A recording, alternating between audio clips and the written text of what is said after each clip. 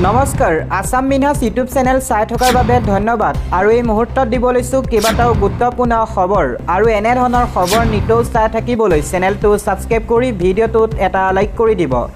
লৈছো ৰাতিপুৱাৰ প্ৰথমটো খবৰ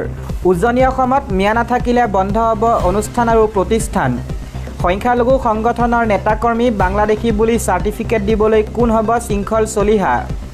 উজনিত শৃংখল চলিহা যিমান অধিকাৰ আছে সিমানেই সংখ্যালঘুৰো অধিকাৰ আছে এই মন্তব্যৰে দল সংগঠনৰ নেতাক দালৈ খেদা মহিলাক ধন্যবাদ দিলে আবু বক্কৰ সিদ্দিকে দিব লৈছো আন এটা খবৰ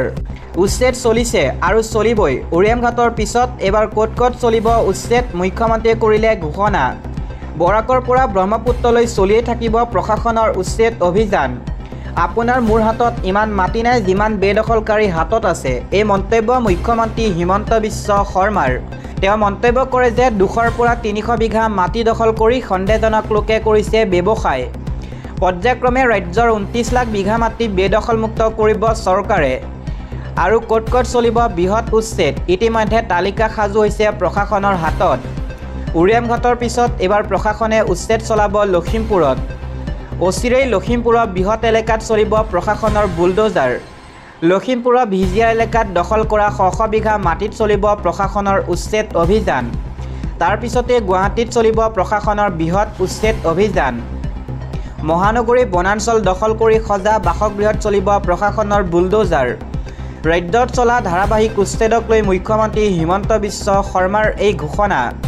দিব লৈছো আন এটা খবৰ এবাৰ অসমৰ ভূমিত নগাৰ দাদাগিৰি জলসিঞ্চন প্ৰকল্পৰ কাম বন্ধ কৰা ভাবুকি মেৰাপানী সীমান্তত নগাই চলাইছে দাদাগিৰি বন্ধ কৰি দিলে অসম চৰকাৰৰ জলসিঞ্চন প্ৰকল্পৰ কাম নগাৰ প্ৰশাসনে কাম বন্ধ কৰিবলৈ ভাবুকি দিয়াৰ অভিযোগ উত্থাপন হৈছে মেঘেৰী বিলৰ কাষেৰে বৈ যোৱা চেলচেলি নৈত চলি আছিল কাম নগাৰ ভাবুকি পোৱাৰ পিছতে কাম বন্ধ কৰিবলৈ বাধ্য হ'ল শ্ৰমিক মেঘেৰী বিলত উচ্ছেদৰ পাছতে নগাই দিছিল অসম ভূমি দখলৰ হুংকাৰ দিব লৈছো আন এটা খবৰ আমচুৱে ৰাজপথ কপাই উচ্ছেদত অসুবিধা কৰিব নোৱাৰে এবাৰ সৰ্থেবাৰীত চলিব উচ্ছেদ অভিযান আমচুৱে ৰাজপথ কপাই একো লাভ নাই আমচুৱে আন্দোলন কৰি ৰাজপথ কপালেও আমাৰ একো অধিকাৰ নাই বুলি মন্তব্য কৰিছে মুখ্যমন্ত্ৰী হিমন্ত বিশ্ব শৰ্মাই আন্দোলনে স্তব্ধ কৰিব নোৱাৰে ৰাজ্যত চলি থকা উচ্ছেদ অভিযান এবাৰ পুৰণি সৰ্থেবাৰী সমষ্টিত চলিব উচ্ছেদ অভিযান সৰ্থেবাৰী সমষ্টিৰ কেইবাটাও অঞ্চলত আছে বেদখলকাৰী ইতিমধ্যে মুখ্যমন্ত্ৰীৰ নজৰত পৰিছে সৰ্থেবাৰী বেদখলকাৰী পুনৰ উচ্ছেদৰ ঘোষণা কৰি আমচুক এই হুংকাৰ মুখ্যমন্ত্ৰী হিমন্ত বিশ্ব শৰ্মাৰ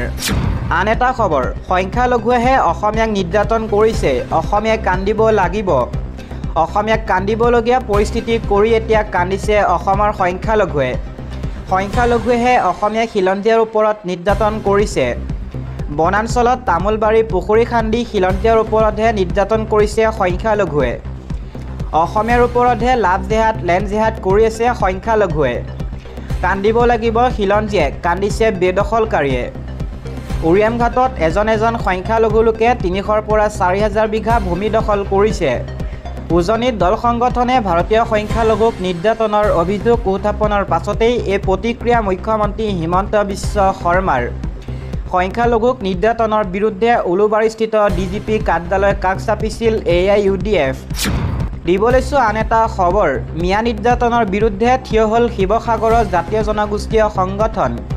উজনিত মিয়া নিৰ্যাতনৰ বিৰুদ্ধে থিয় হ'ল জাতীয় জনগোষ্ঠীয় সংগঠন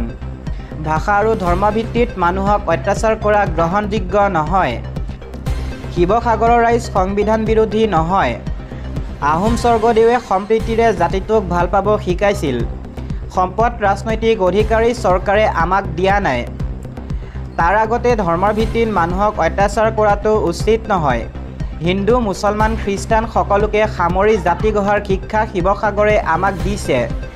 পুলিচ প্ৰশাসনত থাকোঁতে কেনেকৈ আইন হাতত তুলি ল'বলৈ পালে জাতিৰ সুৰক্ষাৰ বাবে আন্দোলন চৰকাৰৰ ওচৰত কৰিব লাগে তাকে নকৰি চাউল নথকাকৈ ভাত বাঢ়িবলৈ কলপাত কাটিব নালাগে কোচ ৰাজবংশী ছাত্ৰ সন্থা সদৌ অসম অনুসূচিত জাতি ছাত্ৰ সন্থা আৰু অসম ছাত্ৰ যুৱ সন্মিলনৰ এই বিস্ফোৰণ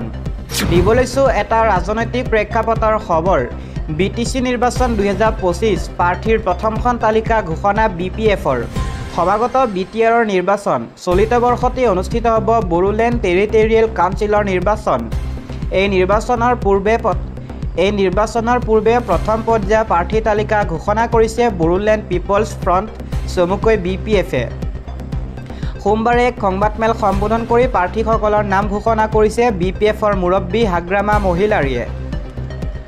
প্ৰথম পৰ্যায়ত মুঠ 22 জন প্ৰাৰ্থীৰ নাম ঘোষণা কৰিছে দলটোৱে। প্ৰথম পৰ্যায়ত BTC-ৰ মূল সমষ্টিসমূহৰ সামৰি লোৱা হৈছে।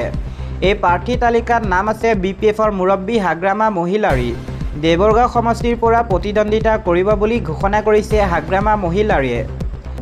তালিকাখন হৈছে প্ৰথম পৰ্বতঝোৰা সমষ্টিত মুনমুন ব্ৰহ্ম, 2 নম্বৰ হৈছে গুমা সমষ্টিত প্ৰাৰ্থিত্ব দিয়া হৈছে অন্তাজ আলীক, আৰু 3 নম্বৰ শ্ৰীৰামপুৰ সমষ্টিত দিয়া হৈছে মুকলেশ্বৰ আহমেদক, আৰু 4 নম্বৰ চৰাইবিল সমষ্টিত দিয়া হৈছে মৃত্যুঞ্জয় নাৰ্জাৰীক। 5 নম্বৰ হৈছে জামদাৰ সমষ্টিত উইলিয়াম নাৰ্জাৰী, দেৱৰগাঁও সমষ্টিত হাগ্ৰামা মহিলাৰী, দুধমা সমষ্টিত দিয়া হৈছে প্ৰকাশ বসুমতাৰীক, আৰু কচুগাঁও সমষ্টিত দিয়া হৈছে ৰবিৰাম নাৰ্জাৰীক। বাওসুংৰিত দিয়া হৈছে ধনেশ্বৰ গৌৰীক, চালাকাটি সমষ্টিত দিয়া হৈছে দেৰখাহত বসুমতাৰী, নিচিমা সমষ্টিত দিয়া হৈছে জেমছ বসুমতাৰী, আৰু কাজলগাঁৱত দিয়া হৈছে পানীৰাম ব্ৰহ্ম। 13 নং চিৰা সমষ্টিত দিয়া হৈছে চুকুৰ সিং মুছাহাৰী, আৰু ছবাইঝাৰ সমষ্টিত দিয়া হৈছে ধীৰাজ বৰগুয়াৰী। 15 নম্বৰত মথাংগুৰিত দিয়া হৈছে বেগম আখতাৰা আহমেদক, দিহিৰা সমষ্টিত দিয়া হৈছে আগাস্তুছ টিগ্গা, দৰংগাজুলি সমষ্টিত দিয়া হৈছে ইমানুৱেল মুছাহাৰী, গুৰেশ্বৰ সমষ্টিত দিয়া হৈছে মহেশ্বৰ বসুমতাৰী, শুক্লাই চেৰফাং সমষ্টিত দিয়া হৈছে গণেশ কাছাৰী, খৈৰাবাৰী সমষ্টিত দিয়া হৈছে লমছৰাও দৈমাৰী, আৰু ধনশিৰি সমষ্টিত দিয়া হৈছে ফ্ৰেছ মুছাহাৰী।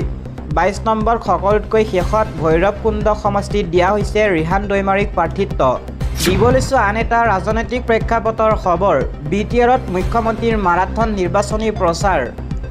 BTR-ত মুখ্যমন্ত্ৰী ডক্টৰ হিমন্ত বিশ্ব শৰ্মাই চলাইছে মাৰাথন নিৰ্বাচনী প্ৰচাৰ। ওদালগুৰি তামোলপুৰৰ পিছতে সোমবাৰে বাক্সাত উপস্থিত হয় মুখ্যমন্ত্ৰীগৰাকী। বাক্সা জিলা বিজেপিৰ উদ্যোগত ওদালবাৰীত অনুষ্ঠিত মুছলপুৰ পৰিষদীয় সমষ্টিৰ বিজয় সংকল্প সভাত অংশ লয় হিমন্ত বিশ্ব শৰ্মাই। বাক্সা বিজেপিৰ সভাপতি দীনেশ বসুৱে বন্তি প্ৰজ্বলন কৰি আৰম্ভ কৰা সভাখনত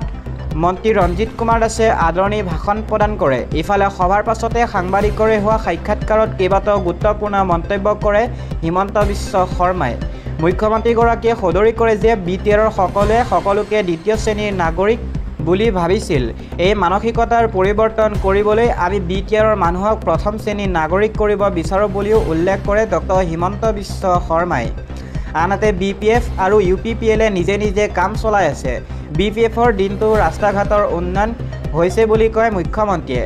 লগতে কাৰো সৈতে হিংসা নকৰাকৈ BTR-ত বিজেপি চৰকাৰ কৰিবলৈ বদ্ধপৰিকৰ বুলিও উল্লেখ কৰে ডক্টৰ হিমন্ত বিশ্ব শৰ্মাই।